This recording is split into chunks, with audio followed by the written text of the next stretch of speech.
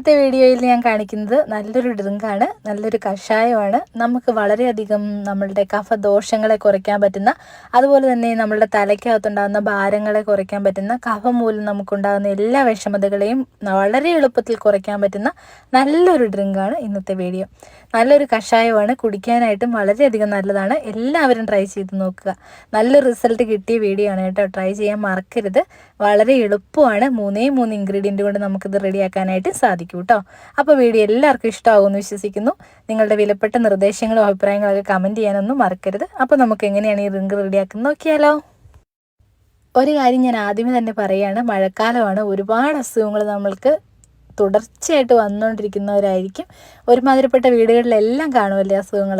അപ്പോൾ ഒരു പരിധി വരെ നമുക്ക് ചൂടുള്ള ഭക്ഷണമൊക്കെ കഴിച്ച് ഇതുപോലുള്ള അസുഖങ്ങളൊക്കെ വരാതിരിക്കാനായിട്ടും വന്നാൽ എങ്ങനെ സംരക്ഷിക്കുക എന്നുള്ളതൊക്കെ കുറച്ച് വീഡിയോ ഞാൻ ഇട്ടിട്ടുണ്ട്. ഇഷ്ടമുള്ളവരുണ്ടെങ്കിൽ ഒന്ന് കാണണം കേട്ടോ. അപ്പോൾ ആദ്യമായിട്ട് നമുക്കിതിന് വേണ്ടിയിട്ട് ആവശ്യമുള്ള പ്രധാനപ്പെട്ട ഇൻഗ്രീഡിയൻ്റ് എന്ന് പറയുന്നത് മഞ്ഞളാണ്. അത് ഉണക്ക മഞ്ഞളായിരിക്കണം. മഞ്ഞൾ പൊടി ഒരു കാരണവശാലും യൂസ് ചെയ്യാൻ പാടില്ല.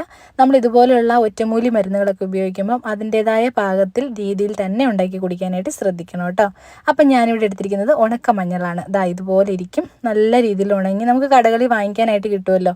ഞാൻ സാധാരണയായിട്ട് മഞ്ഞൾപ്പൊടി വാങ്ങിക്കാറില്ല. നമ്മളിങ്ങനെ ഉണക്കിയ മഞ്ഞളെടുത്ത് വാങ്ങിച്ചതിന് ശേഷം പൊടിപ്പിക്കുകയാണ് കേട്ടോ ചെയ്യുന്നത്. അതാണ് നമുക്ക് ഒരു പരിധി വരെ നല്ലത്. ഇനി വേണ്ടത് ഒരു നാരങ്ങയാണ് കേട്ടോ. നാരങ്ങയുടെ കുറച്ച് ഭാഗം മാത്രം മതി. പിന്നെ നമ്മളുടെ ഉണക്കമഞ്ഞളും. ബാക്കി കാര്യങ്ങൾ നമുക്ക് നോക്കാം കേട്ടോ.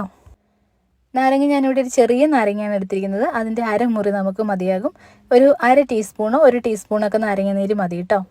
ഇനി നമുക്ക് നല്ല രീതിയിൽ നമ്മളുടെ ചെറിയ മഞ്ഞൾ കഷ്ണം ഒന്ന് ഇടിച്ചെടുക്കാവേ. ഇതുപോലെ ഒന്ന് ഇടിച്ചെടുക്കുക. ചതച്ചതിന് ശേഷം ചേർക്കുന്നതാണ് നല്ലത്. അപ്പം നമുക്ക് വേഗം തന്നെ നമുക്ക് ആ ഒരു സത്തൊക്കെ ഇറങ്ങാനായിട്ട് നമ്മളെ സഹായിക്കും കേട്ടോ. ഇതുപോലെ ഒന്ന് ചതച്ച് കൊടുത്തിട്ടുണ്ട്. ഇനി നമുക്ക് നമ്മളുടെ കഷായം റെഡിയാക്കി തുടങ്ങാം. അതിനുവേണ്ടി ഞാനൊരു സോസ് പാൻ വെച്ച് കൊടുത്തിട്ടുണ്ട്. സോസ് പാനിലേക്ക് നമുക്ക് വെള്ളം ഒഴിച്ച് കൊടുക്കാം. ഞാനിവിടെ 1/2 ലിറ്റർ വെള്ളമാണ് കേട്ടോ ഒഴിച്ച് കൊടുക്കുന്നത്. അപ്പോൾ ഈ ഒരു 1/2 ലിറ്റർ വെള്ളം കൊണ്ട് നമുക്ക് 2 പേർക്ക് നന്നായിട്ട് കുടിക്കാൻ പറ്റുന്ന കഷായം നമുക്ക് റെഡിയാക്കി എടുക്കാം കേട്ടോ. ഇനി നമുക്ക് ചതച്ച് വെച്ചിരിക്കുന്ന നമ്മളുടെ മഞ്ഞൾ അങ്ങോട്ട് ചേർത്ത് കൊടുക്കാം. മഞ്ഞൾ നിങ്ങൾ മസ്റ്റായിട്ടും ഇതുപോലെ തന്നെ ചേർത്ത് കൊടുക്കുക. നല്ലൊരു ഫലം കിട്ടും കേട്ടോ. മഞ്ഞളൊക്കെ ഇവിടെ തിളച്ച് റെഡിയായി വന്നിട്ടുണ്ട്. ഇനി നമുക്ക് ചേർത്ത് കൊടുക്കേണ്ട അടുത്ത ഇൻഗ്രീഡിയൻ്റ് എന്ന് പറയുന്നത് ശർക്കരയാണ് കേട്ടോ. ശർക്കര ഓർ കരിപ്പെട്ടി, ഇത് രണ്ടിലേതെങ്കിലും ചേർത്ത് കൊടുക്കുക കേട്ടോ. ഞാനിവിടെ ശർക്കരയാണ് ചേർത്ത് കൊടുത്തിരിക്കുന്നത്. കരിപ്പെട്ടി കിട്ടുന്നവരുണ്ടെങ്കിൽ കരിപ്പെട്ടി ചേർത്ത് കൊടുത്താലും വളരെ നല്ലതാണ് കേട്ടോ. ഈ ശർക്കരയും നമ്മളുടെ മഞ്ഞളും കൂടെ ഒന്ന് നന്നായിട്ട് തിളച്ച് വരുന്ന സമയത്ത് നമുക്ക് മറ്റൊരു ഇൻഗ്രീഡിയൻ്റ് കൂടി ചേർത്ത് കൊടുക്കണം. അത് നമ്മളുടെ കുരുമുളകാണ്. എല്ലാവരുടെയും വീടുകളിൽ കാണുമല്ലോ കുരുമുളക് പൊടി. ഞാനിവിടെ നല്ല പൊടിയാണ് ചേർത്ത് കൊടുക്കുന്നത്. പൊടി ചേർത്ത് കൊടുക്കുമ്പോഴത്തേനും നല്ലതായിട്ടൊന്ന് തിളപ്പിക്കാനായിട്ട് മറക്കരുത് കേട്ടോ. അതിൻ്റെ ആ സത്തൊന്ന് ഇളകി വരുന്നിടം വരെ നമുക്കൊന്ന് തിളപ്പിച്ച് കൊടുക്കാം. അപ്പം നമ്മളുടെ നല്ലൊരു കഷായം ഇവിടെ റെഡി ആയിട്ടുണ്ട്. ട്രൈ ചെയ്യാൻ മറക്കരുത് കേട്ടോ. അത്രയ്ക്ക് നല്ല റിസൾട്ട് കിട്ടും. നല്ല ഒരു റിസൾട്ട് കിട്ടിയൊരു വീഡിയോ ആണ്. ഇനി നമുക്ക് അതിനകത്തേക്ക് ചേർത്ത് കൊടുക്കേണ്ടത് നാരങ്ങയാണ്. നാരങ്ങ ഞാനിവിടെ ഇതുപോലെ ഒന്ന് കട്ട് ചെയ്ത് കൊടുക്കുന്നുണ്ട്. നാരങ്ങ എടുക്കുമ്പോൾ ഒരു കാര്യം ശ്രദ്ധിക്കുക, വളരെ കുറച്ച് അളവിൽ മതി. നമുക്കൊരു 1/2 ടീസ്പൂൺ തൊട്ട് 1 ടീസ്പൂൺ വരെ മാത്രം ചേർത്ത് കൊടുത്താൽ മതി കേട്ടോ. 1/2 ലിറ്റർ വെള്ളം വറ്റിച്ച് കഴിയുമ്പം ഏകദേശം ഒരു 2.5 ഗ്ലാസ് വെള്ളമൊക്കെ ആവും. അതിലേക്ക് നമുക്ക് 1/2 ടീസ്പൂണോ 1 ടീസ്പൂണോ നിങ്ങൾക്ക് ചേർത്ത് കൊടുത്താൽ മതിയാകും. അപ്പോൾ ആ നാരങ്ങയുടെ നീരിൻ്റെ അളവ് കൂടി പോകരുത് കേട്ടോ. ഇനി നമുക്ക് ഇതുപോലെ നല്ല ചൂടോട് കൂടി തന്നെ ഉപയോഗിക്കാം. വളരെ നല്ലൊരു റിലീഫ് കിട്ടും. തലയിലെ ഭാരമൊക്കെ കുറയാൻ വേണ്ടിയിട്ടും കഫം ഇറങ്ങിപ്പോകാൻ വേണ്ടിയിട്ടും നിങ്ങളെ ഒരുപാട് സഹായിക്കും. എല്ലാവരും ട്രൈ ചെയ്ത് നോക്കുക. വീഡിയോ കാണാനെത്തിയ എല്ലാവർക്കും ഒരുപാട് നന്ദിയുണ്ട്. തുടർന്നും വന്ന് വീഡിയോസൊക്കെ കാണുമല്ലോ. വീഡിയോ ഇഷ്ടമായിട്ടുണ്ടെങ്കിൽ ഷെയർ ചെയ്യാനും ലൈക്ക് ചെയ്യാനും മറക്കരുത്. മറ്റൊരു നല്ല ടിപ്പുമായി വീണ്ടും കാണാം. Thank you for. കുട്ടികൾക്ക് കൊടുക്കുമ്പോൾ നിങ്ങളൊരു കാര്യം ശ്രദ്ധിക്കണം. കുട്ടികൾക്ക് ഒരു അസുഖം വരുന്ന ആ ഒരു സമയത്ത് തന്നെ കൊടുക്കാനായിട്ട് ശ്രദ്ധിക്കുക. കുറച്ച് കഴിഞ്ഞ് അത് പഴകി അതിൻ്റെ അസുഖത്തിൻ്റെ കാഠിന്യം കൂടിക്കഴിഞ്ഞിട്ട് നമ്മൾ ഇതുപോലത്തെ മരുന്നുകളൊക്കെ കൊടുക്കുമ്പം അത്ര വേഗം ആശ്വാസം കിട്ടണമെന്നില്ല. അത് നമ്മൾ ഈ ഒരു മരുന്നുകൾ കഴിക്കുന്ന എല്ലാവർക്കും അറിയാവുന്ന കാര്യമാണ്. പ്രത്യേകിച്ച് ഞാൻ പറയേണ്ടതില്ലല്ലോ. അറിയാത്തില്ലാത്ത ആരെങ്കിലും ഉണ്ടെങ്കിൽ അവരൊന്ന് ഓർമ്മിപ്പിക്കാൻ വേണ്ടി ഞാൻ പറഞ്ഞതേ ഉള്ളൂ കേട്ടോ. ആയുർവേദ മരുന്നുകളെല്ലാം തന്നെ നമ്മളുടെ ശരീരത്തിൽ അബ്സോർബ് ആകാനായിട്ട് കുറച്ച് സമയം പിടിക്കും. പക്ഷേ അബ്സോർബായി നമ്മൾക്ക് അതിന് ഫലം കിട്ടി തുടങ്ങിക്കഴിഞ്ഞാൽ പിന്നെ നമുക്ക് മറ്റുള്ള മരുന്നുകളെ ആശ്രയിക്കേണ്ടതായിട്ട് പോലും വരത്തില്ല. അതുപോലെ നല്ല റിസൾട്ട് കിട്ടും. പിന്നെ നമ്മളുടെ ശരീരത്തിന് ദോഷമല്ലാത്ത സാധനങ്ങൾ മാത്രമാണ് ആയുർവേദത്തിൽ ആഡ് ചെയ്യാറുള്ളത് കേട്ടോ. അപ്പം നിങ്ങൾക്ക് എല്ലാവർക്കും വീഡിയോ ഇഷ്ടമാകുമെന്ന് വിശ്വസിക്കുന്നു. നല്ല എളുപ്പത്തിൽ നമുക്ക് നമുക്കപ്പം മരുന്ന് എങ്ങനെയാണ് റെഡിയാക്കുന്നത് നോക്കാം.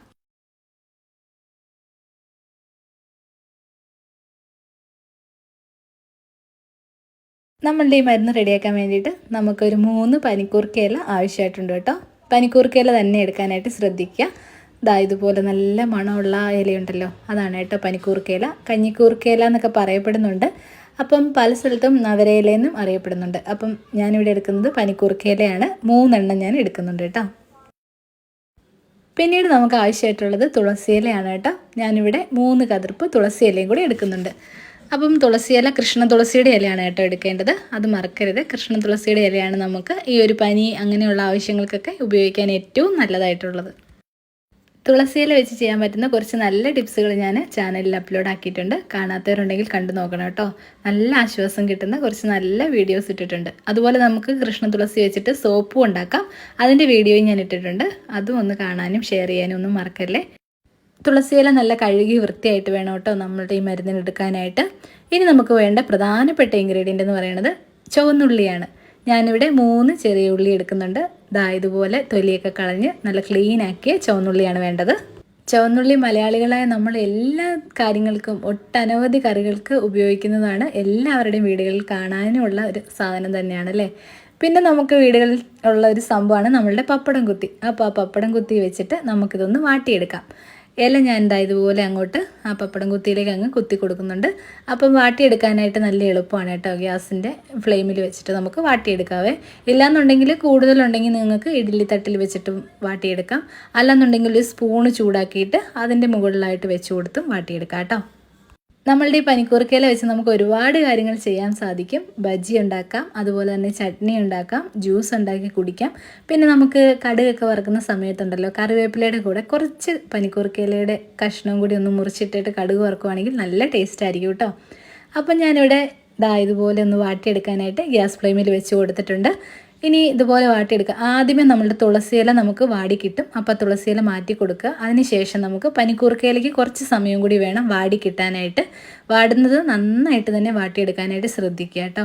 ആ പച്ച നിറം നന്നായിട്ട് മാറി നല്ല രീതിയിൽ പനിക്കൂർക്കയില വാടി കിട്ടുന്നിടം വരെ നമുക്ക് ഫ്ലെയിമിൽ വെച്ച് കൊടുക്കണം. അങ്ങനെ നമുക്ക് നല്ല വൃത്തിയായിട്ട് വാട്ടിയെടുക്കാം. ചില ആളുകൾ പറയുന്നുണ്ട് പനിക്കൂർക്കയില നീര് കൊടുക്കുമ്പോൾ കുട്ടികൾക്ക് പനി കൂടുന്നു എന്നൊക്കെ. അപ്പോൾ അവരൊക്കെ ശരിയായ രീതിയിൽ ചെയ്യുവാണെങ്കിൽ നല്ല യൂസ്ഫുൾ ആയിരിക്കും കേട്ടോ. പനിക്കൂർക്കയില വാട്ടുന്ന രീതിയാണെങ്കിലും നമ്മളൊരു മരുന്ന് പ്രിപ്പയർ ചെയ്യുമ്പോഴും ജസ്റ്റ് ഒന്ന് ഓടിപ്പോയി ചെയ്യാതെ അത് കുറച്ച് സമയം എടുത്ത് കറക്റ്റായിട്ട് ചെയ്യുവാണെങ്കിൽ അതിൻ്റെ റിസൾട്ട് കിട്ടും. അതുപോലെ തുടക്കത്തിൽ തന്നെ കൊടുക്കുവാണെങ്കിലും നല്ല റിസൾട്ട് കിട്ടാതിരിക്കത്തേ ഇല്ല കേട്ടോ. തുളസിയില ഞാൻ പറഞ്ഞല്ലോ ആദ്യം തന്നെ നമുക്ക് വാടി കിട്ടും. ഇതുപോലെ വാടിയിട്ടുണ്ട്. നമ്മളുടെ പനിക്കൂർക്കയിലയും നന്നായിട്ട് കളറെല്ലാം മാറി വന്നിട്ടുണ്ട്. ഇനി നമുക്കൊരു ബൗളിലേക്ക് അത് ഇട്ട് കൊടുക്കാവേ. ഇനി നമുക്ക് നമ്മളുടെ ചുവന്നുള്ളിയും കൂടെ ഒന്ന് വാട്ടിയെടുക്കണം കേട്ടോ. ആ പപ്പടം കുത്തിയിൽ ഇതുപോലെ കുത്തി കൊടുത്തിട്ട് ഗ്യാസ് ഫ്ലെയിമിൽ തന്നെ വെച്ച് കൊടുക്കുകയാണ് ചെയ്യുന്നത്. അപ്പോൾ ഇങ്ങനെ ചെയ്യുന്നത് എന്താണെന്ന് വെച്ചിട്ടുണ്ടെങ്കിൽ നമ്മൾ ചുവന്നുള്ളി കഴിക്കുന്നവർക്കറിയാം ഒരു കുത്തലായിരിക്കും അല്ലേ. നമുക്ക് കഴിക്കുമ്പോൾ അറിയാം. നമുക്ക് കുട്ടികൾക്കൊക്കെ കൊടുക്കുമ്പോൾ അത് വളരെയധികം ബുദ്ധിമുട്ടുണ്ടാക്കാറുണ്ട്. അപ്പോൾ അങ്ങനെ ഒരു ബുദ്ധിമുട്ടേ ഉണ്ടാകുകയല്ല. നിങ്ങൾ ഈ ഒരു ടിപ്പ് പരീക്ഷിക്കുകയാണെങ്കിൽ വാട്ടിയതിന് ശേഷം ഉപയോഗിക്കുകയാണെങ്കിൽ നല്ല രീതിയിൽ നമുക്ക് കുട്ടികൾക്ക് കൊടുക്കാനായിട്ട് സാധിക്കും കേട്ടോ. അപ്പോൾ നമ്മളുടെ ചുവന്നുള്ളിയും ഇവിടെ നന്നായിട്ട് വാട്ടി റെഡിയാക്കി വെച്ചിട്ടുണ്ട്. നമുക്ക് വേണമെന്നുണ്ടെങ്കിൽ ഇതിൻ്റെ പുറം ഭാഗത്തെ തൊലിയൊന്ന് മാറ്റിയതിന് ശേഷം ഉപയോഗിക്കാം. ഇല്ലയെന്നുണ്ടെങ്കിലും പ്രശ്നമൊന്നുമില്ല. ടേസ്റ്റിന് ഒരു വ്യത്യാസവും വരത്തില്ല, കയ്പൊന്നും ഉണ്ടാവത്തില്ല. അല്ലെങ്കിലും നമുക്ക് യൂസ് ചെയ്യാം കേട്ടോ. ഇനി നമുക്ക് നമ്മളുടെ ഈ ഒരു ചുവന്നുള്ളി ഒന്ന് ചതച്ചെടുക്കുകയാണ് ചെയ്യേണ്ടത്. നമുക്ക് കല്ലിൽ വെച്ചോ അല്ലെങ്കിൽ അരകല്ലിൽ വെച്ചോ അല്ലെങ്കിൽ മിക്സിയുടെ ജാറിലിട്ടോ ഒന്ന് ക്രഷ് ചെയ്തെടുക്കുകയോ ചെയ്യാം. മിക്സിയുടെ ജാറിലിടുമ്പം ജസ്റ്റ് ഒന്ന് പൾസ് ചെയ്തെടുത്താൽ മതിയാകും. അല്ലാന്നുണ്ടെങ്കിൽ നന്നായിട്ട് അങ്ങ് അരഞ്ഞു പോകരുത് കേട്ടോ. ഇനി നമുക്ക് നമ്മൾ വാട്ടി പിഴിഞ്ഞ് വെക്കുന്ന ആ ഒരു ഇലയുണ്ടല്ലോ, അതിൻ്റെ നീരും കൂടെ ഒന്ന് കളക്ട് ചെയ്യാം. അപ്പോൾ നമ്മളുടെ പനിക്കൂർക്കയിലയും നമ്മളുടെ തുളസിയിലയും കൂടെ നന്നായിട്ട് പിഴിഞ്ഞ് നീരെടുക്കാം. ഇനി നമുക്ക് മധുരത്തിന് ആവശ്യമായി കുറച്ച് ശർക്കരയും കൂടി ഞാൻ ചേർത്ത് കൊടുക്കുന്നുണ്ട് കേട്ടോ. അപ്പോൾ ഇത് കുട്ടികൾക്കൊക്കെ കൊടുക്കുമ്പോഴത്തേനും നല്ല രീതിയിൽ അവർ കുടിക്കാനായിട്ട് ഈ ഒരു മരുന്ന് ഇഷ്ടപ്പെടും, നമ്മളുടെ ശർക്കരയും കൂടി ചേർത്ത് കൊടുക്കുവാണെങ്കിൽ. അപ്പോൾ ഇതിന് പകരം നിങ്ങൾക്ക് കരിപ്പട്ടി വേണമെങ്കിൽ ചേർക്കാം. അല്ലാന്നുണ്ടെങ്കിൽ നമ്മളുടെ പനങ്കൽക്കണ്ടം പൊടിച്ചതാണെങ്കിലും കുഴപ്പമില്ല കേട്ടോ. ഞാനിവിടെ ചേർത്ത് കൊടുക്കാറുള്ളത് ശർക്കരയാണ്. ശർക്കര ഇതുപോലെ നല്ല വൃത്തിയായിട്ട് നമുക്കൊന്ന് ചീവിയെടുക്കാം. ശർക്കര തിരഞ്ഞെടുക്കുമ്പോഴും നല്ല രീതിയിലുള്ള ശർക്കര തിരഞ്ഞെടുക്കാനായിട്ട് ശ്രദ്ധിക്കുക. മായമൊന്നുമില്ലാത്ത, അതായത് കല്ലൊക്കെ കുറഞ്ഞിട്ടുള്ള ശർക്കരകളുണ്ട്, അതും തന്നെ ഉപയോഗിക്കാനായിട്ട് ശ്രദ്ധിക്കുക കേട്ടോ. ഇനി നമ്മൾ നേരത്തെ ചതച്ച് വെച്ചിരിക്കുന്ന നമ്മളുടെ ഉള്ളിയും കൂടെ അങ്ങോട്ട് ചേർത്ത് കൊടുക്കാം.